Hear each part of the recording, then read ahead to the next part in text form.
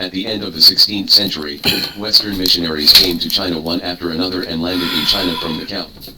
From the 17th to the 18th century, the number of missionaries to China continued to increase, reaching hundreds. At the same time, very few Chinese went to Europe and left records. At present, there are only 3 well-documented Chinese who went to Europe in the 17th century. They are Zeng Pua, a porcelain merchant in Southeast Asia, who arrived in the Netherlands on a Dutch ship in 1600 and stayed for 8 months, and Zhen Manyo, a native of Xiangshan, Guangdong. 1633 to 1673, it is said that he was born in 1635, named Wuxin, Christian name Emmanuel de Sequeira, Shen Fuzong, 1657 to 1692. Zeng Pua went to the Netherlands to do business, but he attracted Dutch colonists. In 1604, with the assistance of Zeng Pua, the Dutch colonists arrived in Quanzhou and later occupied Taiwan. Zhen Manyo went to Europe in 1645.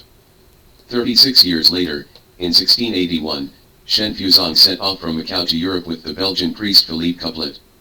He traveled all the way to 6 European countries including the Netherlands, Italy, France, and the United Kingdom. The king met and befriended local socialites.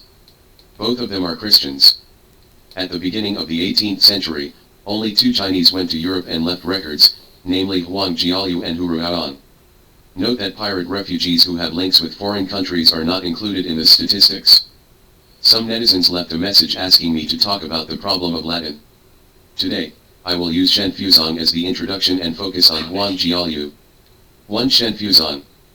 Shen Fuzong, English, Michael Alphonsius Shen Fuzong, or Michel Sin, Michel Chin Fotsong, Shen Fotsong, 1657 to 1692, was born in Nanjing, Jiangsu.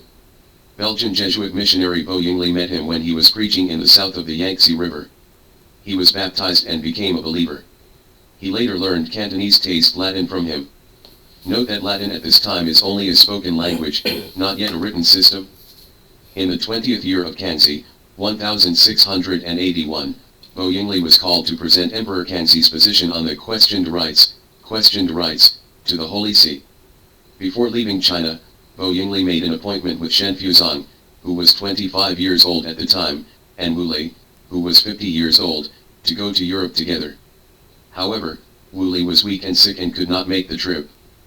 On December 5, 1681, Shen Fuzong and the missionary Bo Yingli set sail from Macau, passed through the countries of Southeast Asia, crossed the Indian Ocean, and then circled to the southern tip of Africa. They docked in Portugal in 1682, which lasted for a year. What needs to be pointed out is that this route between east and west was determined by Zheng He's fleet in those years, and it was later recorded in the book Han Yu Tong. There was a special article discussing the route of Zheng He's fleet, and his ship records also showed that his footprints were all over the world, which cannot be denied. In 1684, Shen Fuzong and Bo Yingli were invited to visit France. On September 15 of the same year, Louis XIV met with Shen Fuzong and his party at the Palace of Versailles, and Shen Fuzong answered Louis XIV's questions in Latin. Shen Fuzong introduced Chinese customs and habits, saying that Chinese people buried their parents on flat ground with grand etiquette and kowtow, which was unimaginable to Europeans at that time. Then, he showed the portrait of Confucius, saying that he was a Chinese sage, and performed writing with a brush on the spot, which stunned all the European nobles present. Subsequently, Shen Fuzong gave Louis XIV the university, the doctrine of the mean and the Analects of Confucius which had been prepared well, and requested to publish them in France. According to Western narratives, these books are all translated Latin versions. However, an unavoidable and embarrassing problem is that Latin dictionaries have not yet been born at that time. The arrival of Shen Fuzong caused a sensation in Paris. For a while, there were discussions in the streets and alleys, and his clothing and manners became the focus of discussion.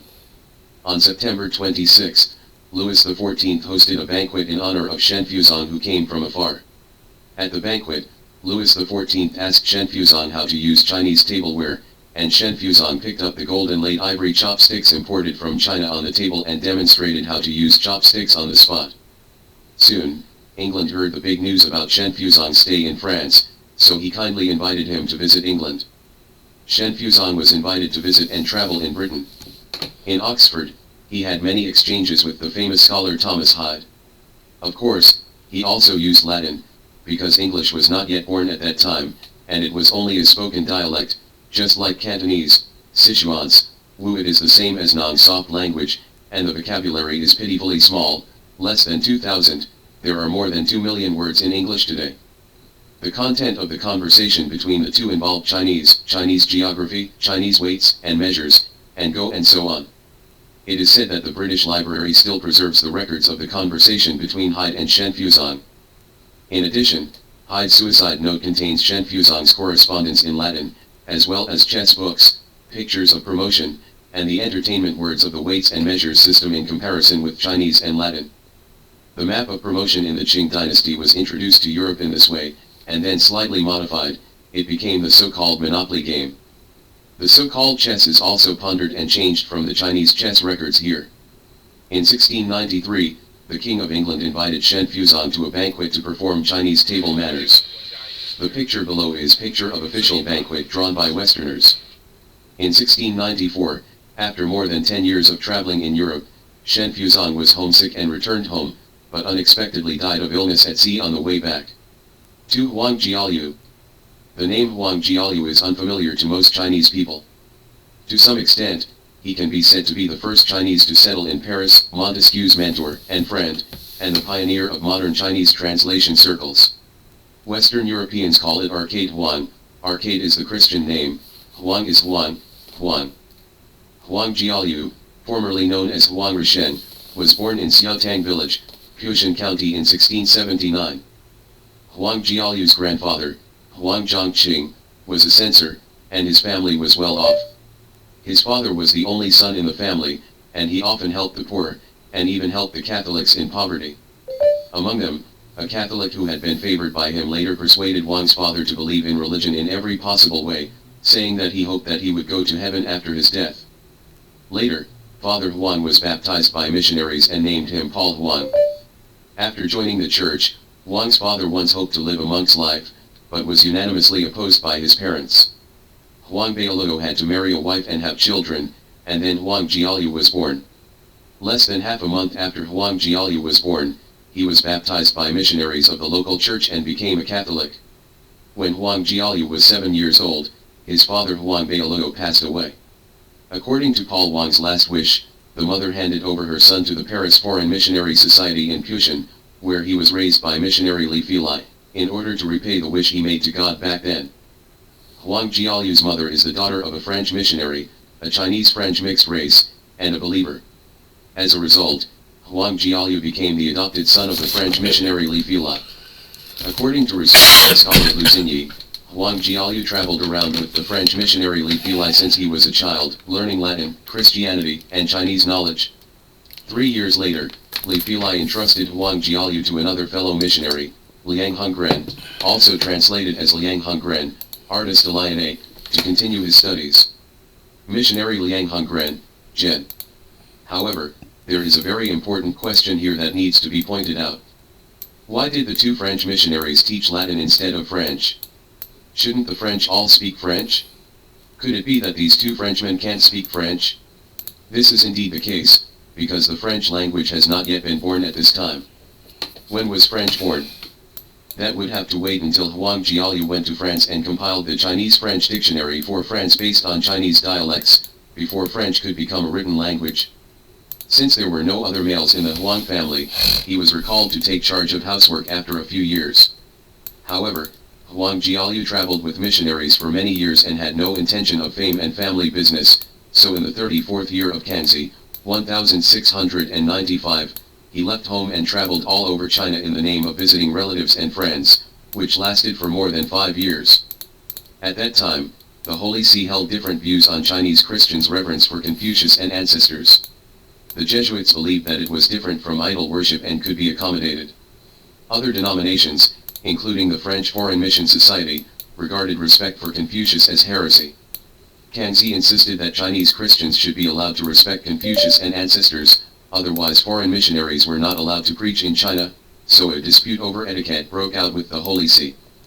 At the end of the 40th year of Kanzi, 1701, Liang Hongren, who was a bishop, was about to leave for Europe and went to Rome to report the details to the Pope. At the same time that Huang Jiaolu returned from his travels, the two boarded a ship from Xiamen and left China on February 17, 1702. After 8 months, I arrived in London. On October 31, 1702, arrived in Paris, France. Then, go to Rome. During his stay in Rome, Huang Jialu was fortunate enough to meet Li Ruoyang, an overseas Chinese believer. He was a compatriot in a foreign country. In the 45th year of Kangxi, 1706, Liang Hongren and Huang Jialu returned to Paris from Rome after completing their mission, stayed at the Foreign Missionary Society, and prepared to return to China. Unexpectedly, there was an unexpected situation. At this time, Liang Hongren was sick and bedridden, his physical condition was deteriorating, and he was unable to leave for a long time.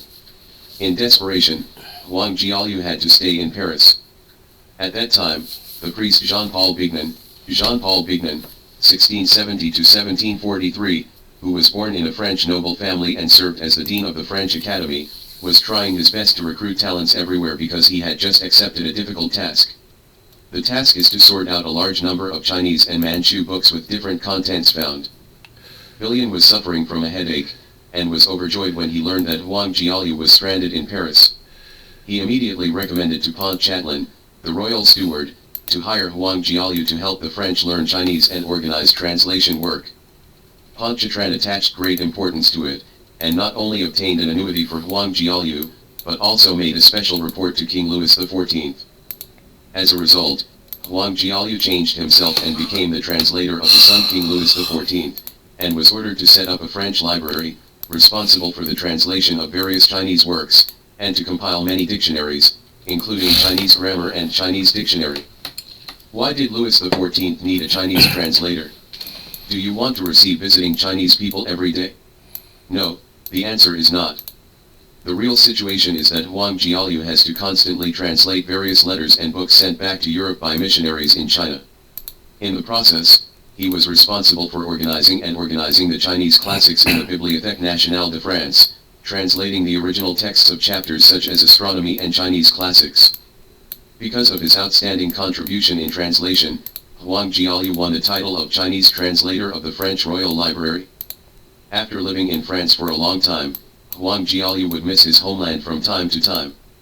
In order to keep this rare talent, the French told him the news that Kangxi angrily expelled the Pope's special envoy and that missionaries were not allowed to stay in China without permission, which made him doubtful about returning to China. In addition, in order to strengthen Huang Jialu's confidence in living in France, the priest Billion arranged for him to marry the Parisian woman Marie-Claude Renier on April 23, 1713, some say April 25. On August 2 of the same year, missionary Liang Hongren died of illness in Paris. The life of cross-border marriage is not as romantic as imagined, and it seems to be a little difficult. In addition, my wife spends money recklessly, has a bad temper, and often gets angry for no reason. Huang Jialu left a diary to record the trivial things in life. This kind of diary seems like a running account today, but it truly reflected his life and mood at that time, and also showed his tender side as an Oriental man. November 11, 1713, it is said that the price of bread will skyrocket. Hey. January 10, 1714, the price of bread remains the same, that is to say 4 sous, but the price of meat is dear. October 19, 1713, Miss Huang will not sleep, angry, angry. January 14, 1714, Miss Huang was very angry this morning, and we both went to the Augustinian church together, and I went to visit Father Gillian, and then made lunch, but she did not want to eat with me. Evening she's still angry. June 17, 1714, she was inexplicably angry again. August 8, 1714, Miss Huang went to her mother's house this morning. I made lunch and waited for her to come back. In Huang Jialu's diary, you can see him sharing housework, cooking, making jam, cleaning, hand towels, and even cutting clothes for his wife, doing needlework, and so on. French scholar Masson once jokingly called Huang Jialu a model husband who endures hardships and stands hard work. During the 10 years of living in Paris, Huang Jialu made friends extensively and got acquainted with French people from all walks of life, ranging from princes to ordinary people. There are dozens of people whose names are available. Among the French who had close contacts with them, there were 3 who had great influence, namely Nicolas Frail, born in 1688, Edina Formant, born in 1683, and Montesquieu, born in 1683. Born in 1689. Huang Jialu was born in 1679, not much different in age from them, and only 10 years younger than the youngest Montesquieu. From 1710 to 1716, the above-mentioned persons were in their prime of life, and Huang Jialu, the oldest, was only in his 30s. Among the three Frenchmen, Frail was the first to know Huang Jialu. When Huang Jialu was compiling Chinese grammar and Chinese dictionary, he met Fu Ermen by chance. During October-December 1713, Montesquieu, who was only 24 years old, was introduced by a friend at Huang Jialu's apartment on Rue de Guénégaud in Paris, and met Huang Jialu, and had several extensive exchanges. Before that, Montesquieu only heard about China by name, but he didn't know the reality, and he didn't know what China was like at all. Huang Jialu and Montesquieu talked about the character and beliefs of the Chinese people, introduced Chinese history, religion, philosophy, literature, and the judicial examination system, and analyzed the characteristics of the Chinese language. Montesquieu attached great importance to these conversations, and sorted out the records 3 times. The longest record was more than 20 pages long, and they were all bound into a volume. Huang Jialu's talk had a great influence on Montesquieu. When he later wrote the book Persian Letters, the protagonist in the book, Uzbek, was shaped by Huang Jialu as the prototype. In 1721, Montesquieu published Persian Letters, which became a popular bestseller at that time. In the famous literary masterpiece Persian Letters, there are at least 5 places where Chinese things are directly described and described. For example, the 119th letter of the book records. The reason why China has such a large number of people is only derived from a certain way of thinking. Because the children regard their fathers as gods, and their fathers have already regarded their fathers in this way when they were alive. After the father died, the children sacrifice. They also think that the souls of the dead have been destroyed in the sky, and then they are reborn in the world, so everyone tends to increase their families. Since this family is so respectful in this world, it is also indispensable on the other side. In 1726, only 5 years after the publication of the book, Montesquieu was successfully selected into the French National Academy of Letters, and became a well-known and famous writer in France. In 1748, he wrote and published another great work on the spirit of laws. In the book, he directly quoted Huang Jialu's speech as many as 6 times. The reason why Montesquieu became a China hand and a great writer as famous as Voltaire is inseparable from Huang Jialu. Huang Jialu was the only Chinese that Montesquieu saw in his life. In his conversation, Huang Jialu did not deny that there were various disadvantages in China at that time, and he showed a certain aversion to the Manchu Qing rule, which also deeply affected Montesquieu. Huang Jialu also brought 2 scholars who had never been in contact with China, Frill and Formant, into the hall of Sinology, and let them learn Chinese. The 2 did not know Chinese at all before they met Huang Jialu, and became the pioneers and founders of early French Sinology. A well-known master of Sinology. Scholars influenced by Huang Jialu are far more than the 3 mentioned above. Since the Chinese style was popular in France at that time, Huang Jialu was often surrounded by a group of French scholars, including the famous botanist Juxiu, the sinologist Garland, the dean of the Oratorio College, Demel, geography, and astronomers. Delille, wait. These people were largely influenced by it, so that France became the European Sinology Center and had a great relationship with Huang Jialu. The first Chinese Latin dictionary in Western history, Chinese Mandarin, was born in 1742. It took more than 30 years and 16,000 gold coins from compilation to publication of this book, which was enough to build a Versailles palace at that time. According to records, after Huang Jialu completed the compilation, the French royal press appointed 7 craftsmen, and it took about 20 years to carve 80,000 to 110,000 Chinese characters. Each character has the name of the craftsman and the number of the Chinese character. Its sound mark and pronunciation, and its position in the dictionary. It cost more than 700 gold coins just for lettering. Later, these Chinese character molds carved from boxwood were used until the mid-19th century.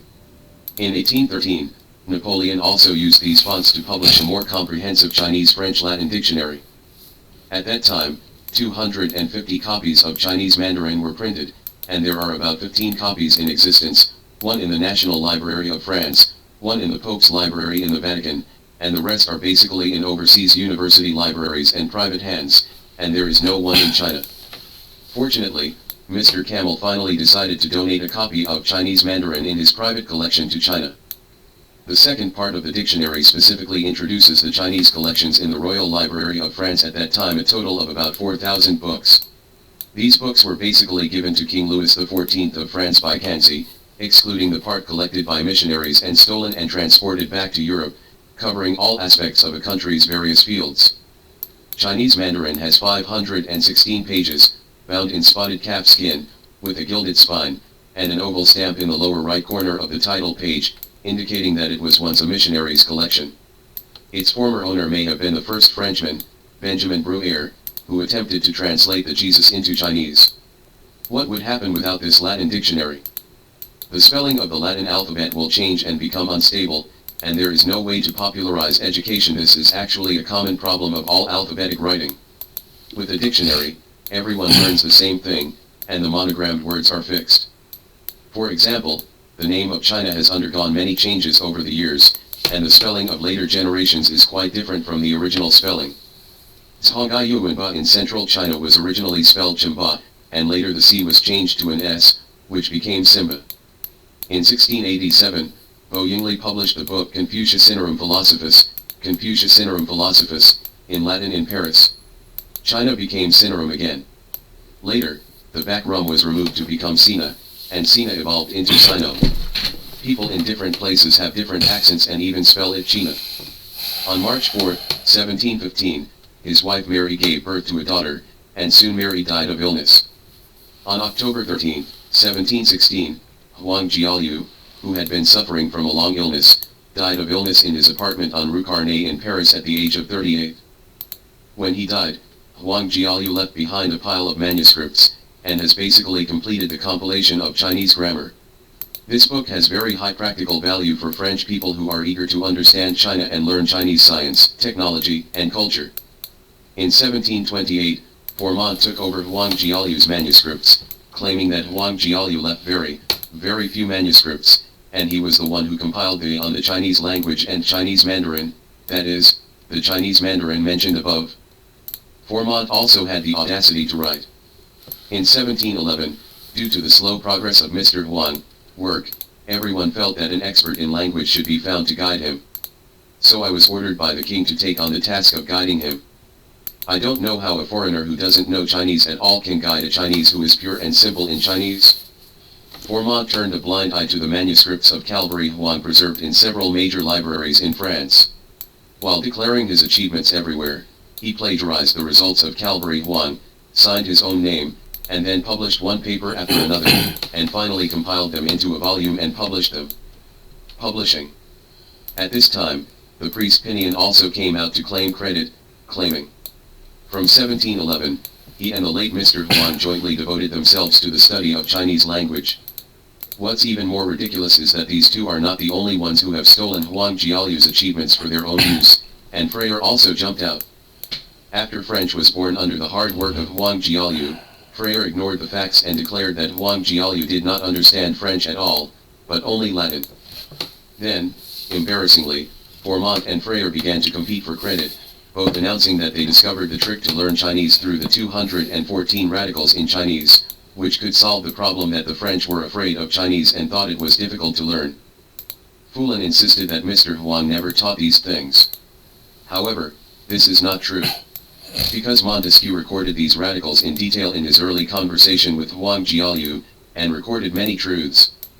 The funniest thing is that Fu Erman was ordered to continue to sort out Huang Jiaoliu's Chinese-French dictionary posthumous manuscript.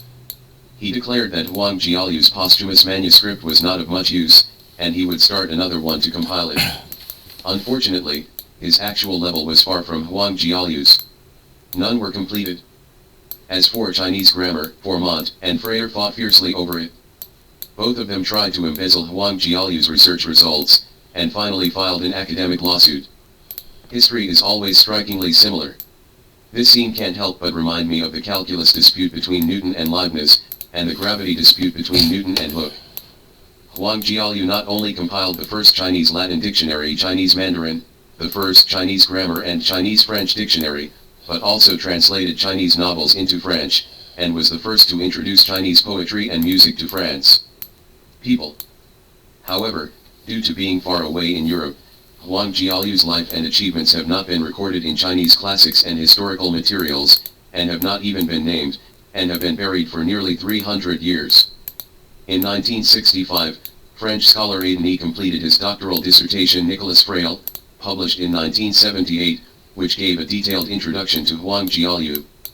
Since the 1980s, many European and American sinologists and Western scholars who have studied the history of cultural exchanges between China and the West have successively written articles introducing Huang Jialu, a Chinese who settled in Paris in the early 18th century.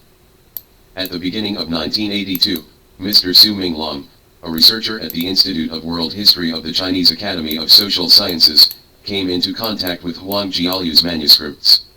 In the following 20 years, he went to France many times and searched hard for information. Finally, he found records and works about Huang Jialu in the archives of the Paris Foreign Mission Society and the Paris National Library.